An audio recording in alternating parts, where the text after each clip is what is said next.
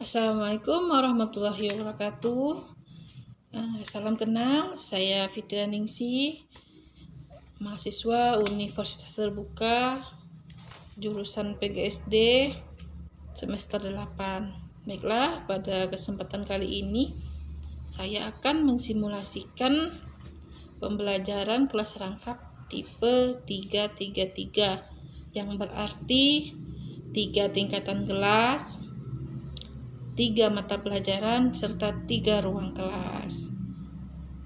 Selamat menyaksikan. Oke, anak-anak kelas 4, 5, dan 6 silakan baris ke lapangan ya. Oke, kakak kelas 6 tolong siapkan adik-adiknya. Oke, ya. Assalamualaikum warahmatullahi wabarakatuh. Apa kabar semuanya? Sehat? Alhamdulillah. Baiklah, hari ini anak-anak sebelum masuk ke kelas, sengaja ibu kumpulkan di lapangan. Ada beberapa instruksi yang ingin ibu sampaikan. Hari ini ibu yang akan masuk ke 3 lokalnya. Jadi ibu harap anak-anak bisa berpartisipasi aktif, tetap mengikuti pembelajaran dengan baik ya. Untuk kelas 4, 5, dan 6 ibu akan masuk pertama-tama dulu di kelas 4. Jadi kelas 5 dan kelas 6 silakan setelah ini masuk ke kelasnya. Manfaatkan pojok baca di kelas kita, ambil buku bacaan, kemudian baca dan ringkas materinya. Ibu akan tinggal selama 15 menit sebelum masuk selanjutnya. Oke, sekarang silakan masuk semuanya. Oke, nah, Assalamualaikum warahmatullahi wabarakatuh ya anak-anak kelas 4. Hari ini kita akan belajar mata pelajaran PPKN.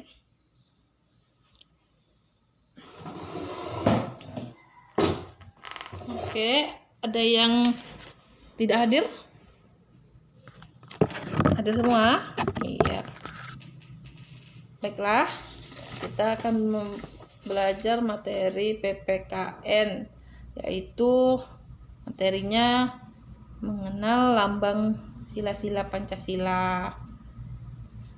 Tujuan dari pembelajaran ini nantinya ibu harapkan setelah anak-anak melihat gambar yang ibu berikan, anak-anak dapat mengetahui lambang dari sila-sila Pancasila. Oke, ini masih ingat lambang negara kita apa? Yaitu burung Garuda. Pada burung Garuda terdapat nih di tengah-tengahnya ini lambang dari sila-sila Pancasila. Sebelum ibu lanjutkan, ada yang mau melafalkan Pancasila? Oke, coba Putri.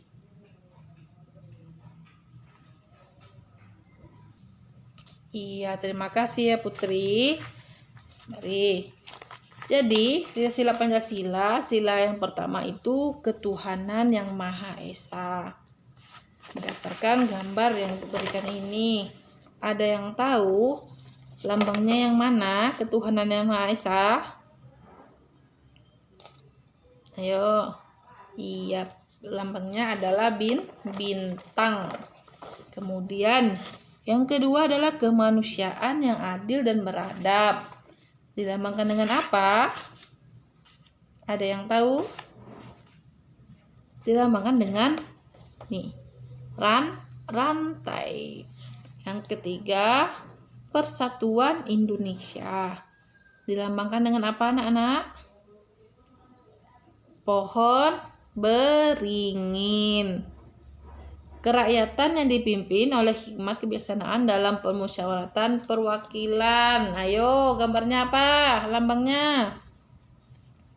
kepala banteng. Dan yang terakhir, keadilan sosial bagi seluruh rakyat Indonesia dilambangkan dengan apa? Dengan padi dan kapas. Nah, sekarang setelah anak-anak mengetahuinya, Ibu ingin anak-anak mengerjakan di LKS-nya. Ini Ibu akan beri masing-masing. Pasangkan simbol tersebut dengan bunyi silanya. Ini sudah ada beberapa simbol. Silakan anak-anak isi bunyi sila dan simbolnya yang tertulis. Oke. Nah, selamat mengerjakan, jangan ribut. Ibu akan pindah ke kakak kelas 5 ya. Ya, makasih. Oke, anak-anak kelas 5. Baiklah, sudah selesai literasinya. Oke, pasti sudah bertambah ilmunya tentang buku yang sudah dibaca ya. Baiklah, hari ini kita akan belajar IPA. Tema 1 yaitu tentang ciri-ciri dari hewan vertebrata dan avertebrata. Nanti setelah anak-anak mengamati gambar yang Ibu berikan, tujuan dari pembelajaran ini adalah anak-anak bisa tahu atau bisa mengidentifikasikan ciri dari hewan yang termasuk ini golongan vertebrata ataupun avertebrata. Oke, Ibu punya gambar. Di sini ada materi bacaannya, itu tentang di bawah kandang kelinci Edo melihat seekor siput yang sedang berjalan perlahan. Edo pun mengambilnya. Kelinci dan siput sama-sama hewan, tetapi gerakannya kok berbeda. Ya, ini berkaitan dengan cirinya tadi. Ada 2 hewan apa aja nih? Kelinci. Oke, benar. Yang ini siput. Apa perbedaannya? Iya, kalau kelinci jalannya pakai kaki, lompat-lompat, Bu. Kalau siput ngesot-ngesot, Bu. Ya kan? Nggak nampak ada kakinya kan? Nah, iya. Inilah yang membedakan atau karakternya. Jadi berkaitan dengan kita, apakah masih ingat tentang ciri avertebrata maupun vertebrata? Ya, vertebrata apa? Hewan yang memiliki tulang punggung. Oke. Kemudian avertebrata itu kebalikannya. Avertebrata tidak memiliki tulang punggung. Dari 2 gambar ini, apakah anak-anak bisa bedakan mana yang termasuk vertebrata maupun avertebrata? Ya, kelinci termasuk vertebrata cirinya. Sementara siput atau keong itu termasuk vertebrata. Oke, untuk lebih jelasnya Ibu ingin anak-anak kerjakan di LKS-nya ya. Tuh, ini Ibu berikan LKS. Silakan anak-anak bikin ciri atau karakteristik dari 2 hewan ini, baik kelinci maupun siput. Contohnya yang pertama tadi, karakteristiknya yang kelinci termasuk vertebrata, siput termasuk avertebrata. Nanti yang kedua bisa jadi kelinci makan ini, kelinci makan apa, siput makan apa, atau kelinci termasuk hewan mamalia, siput termasuk hewan apa. Oke? Sudah paham? Ada yang mau ditanyakan? Ya, silakan kerjakan LKS-nya ya. Jangan ribut, Ibu tinggal ke kakak kelas 6.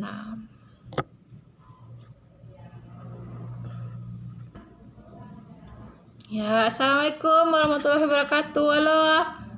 Ya, anak-anak kelas 6. Sudah bosan menunggu? Sudah selesai literasinya? Oke.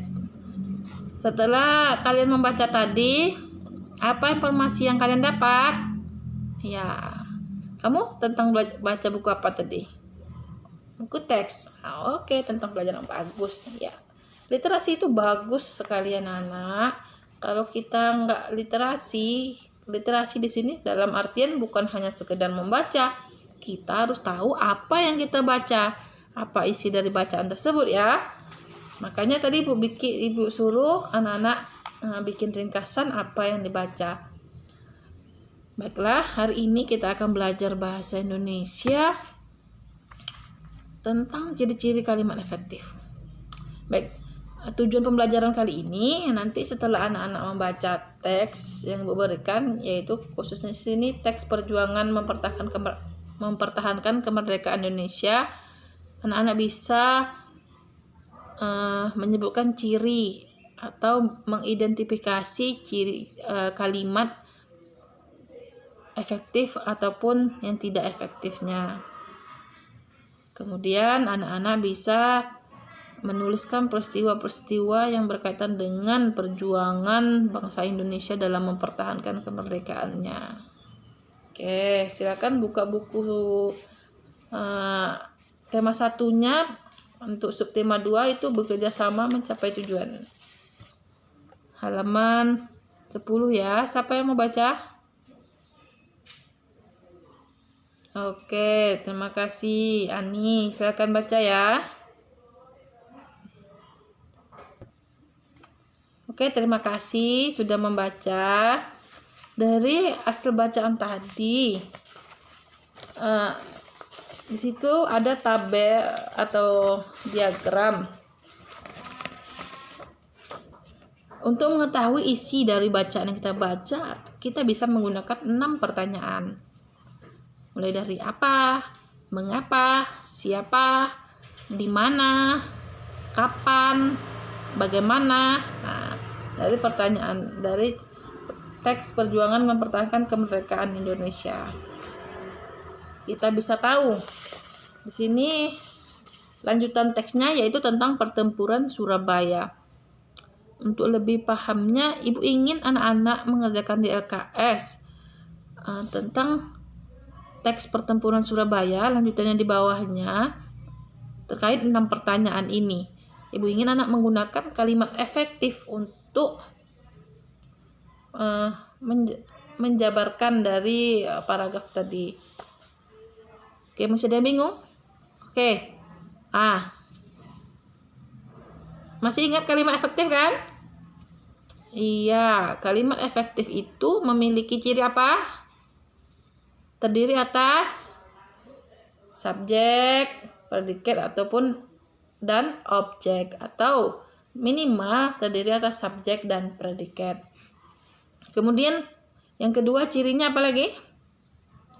Menggunakan struktur bahasa yang tepat, juga menggunakan ejaan yang digunakan. Kita bahasa Indonesia ada aturan mana yang harus menggunakan huruf kapital, mana yang titik, mana yang koma. Kemudian menggunakan pilihan kata yang baik.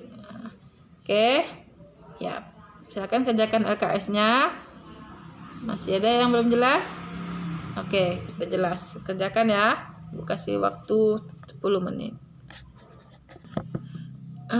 Setelah selesai, nanti kita kembali berbaris di lapangan untuk menyelesaikan pembelajaran ini ya. Oke, kumpul di lapangan ya, kelas 4, 5, dan 6. Setelah anak-anak mengerjakan LKS yang sudah Ibu berikan, Ibu harapkan anak-anak sudah tahu tentang terkait materi masing-masing. Baik kelas 4 tadi tentang PPKN, tentang lambang dari sila-sila Pancasila, baik sila pertama sampai sila kelima. Kemudian anak kelas 5 tadi, apa tadi, tentang apa?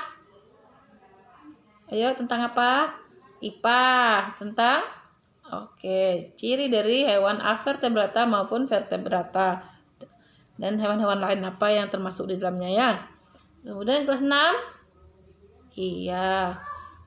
mengembangkan paragraf atau pikiran menggunakan kalimat efektif, kalimat yang sesuai dengan aturan kaidah tulisan, kemudian mengandung pilihan apa tadi?